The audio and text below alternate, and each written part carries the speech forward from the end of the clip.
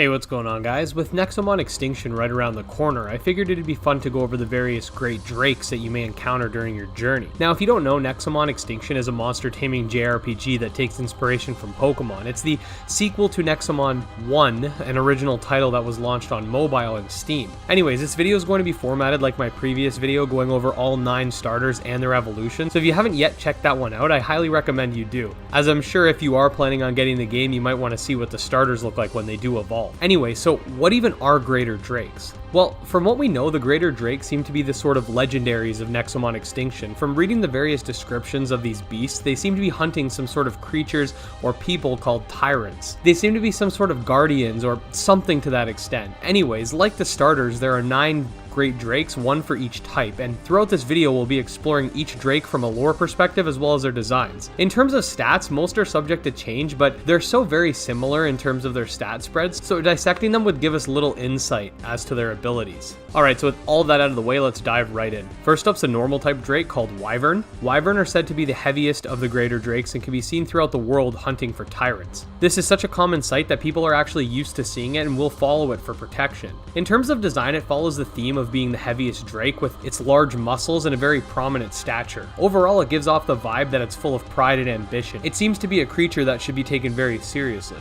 Described as being the greater drake of Blaze, Drakecon dwell in the hot deserts near the entrance to New Ignita. They can also be found resting underground. This drake, like the others, looks really cool in my opinion. This one looks to be incredibly menacing, especially given its dark wings, red eyes, and what looks like magma coursing throughout its body. It's basically everything you need from a dragon, and I really like this one personally. Next up is Glamon, this water type drake. Now, keep in mind that there is no ice type in Nexomon, so anything ice themed will take the water typing. Anyways, this drake is said to single-handedly wage wars against countless tyrants within the frozen tundra for seemingly unknown reasons. What's really interesting is despite this, Glamon can actually be found sleeping in icy caves where it's actually said to have befriended some of the local Nexomite miners. This dragon's design is actually really well capsulated in my opinion. It gives off the vibe that it's an older, more seasoned drake, perhaps very wise. It fights evil when it needs to, but doesn't let the fight consume it. It's able to differentiate between friend and foe rather than becoming a wild beast. He sort of looks like he's about to give me some life advice if I'm being honest. Next up is a plant type greater drake named Boss Cage. Said to be one with the forest, no one truly knows where Boss Cage calls home. Interestingly, despite the fact that the dragons seem to have the sole purpose of fighting tyrants, there's no evidence that Boss Cage has ever participated in such a hunt or fight, which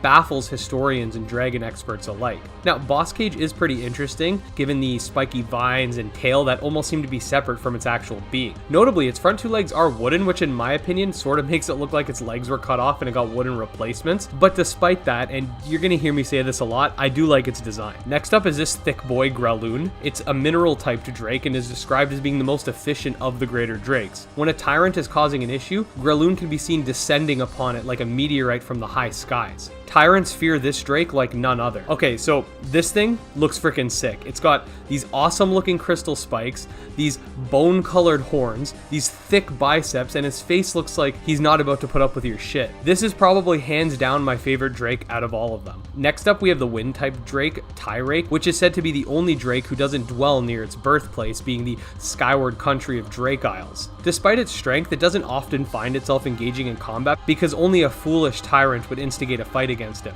I think with regards to this one, they did a really good job differentiating this drake from the others. Seeing as all the drakes could fly, the wind type one needs something a little extra to stand out, and I do think they delivered on this front. From how its wings and tail are designed to the fabulous hairstyle it has on its head, this one seems like it's going to act as like a master of winds, likely causing a few hurricanes along the way. Next up is Volta, the electric drake, who's said to be a master of lightning. Now, Volta are said to be quite sporadic and hard to predict, thus tyrants are constantly being surprised by it in places they'd never expect. In terms of design, this one, similarly to the fire drake's magma lining, has a electric lining of sorts, or perhaps it's lightning itself. It looks to be an extremely fast creature using the power of lightning to strike. With that being said, just ignore that speed stat because it seems that all of the fully evolved or larger Nexomon have an insanely low speed. Now next up is a psychic type drake named Mistigan.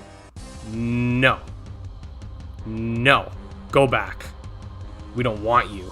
Anyways, Mistigan is the most intelligent of the drakes and uses its psychic abilities to sense nearby tyrants.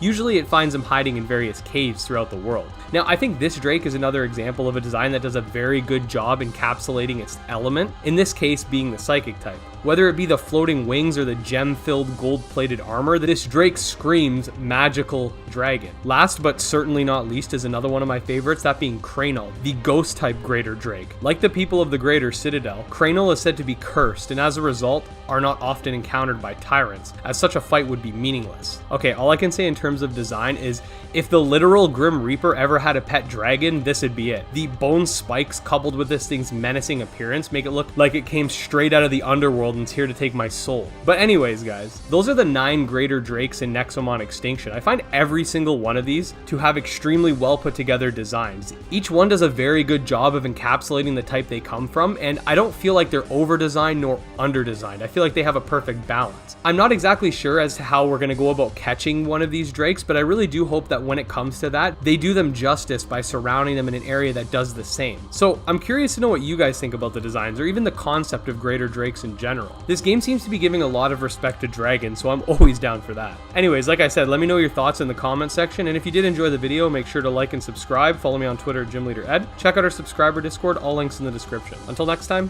peace.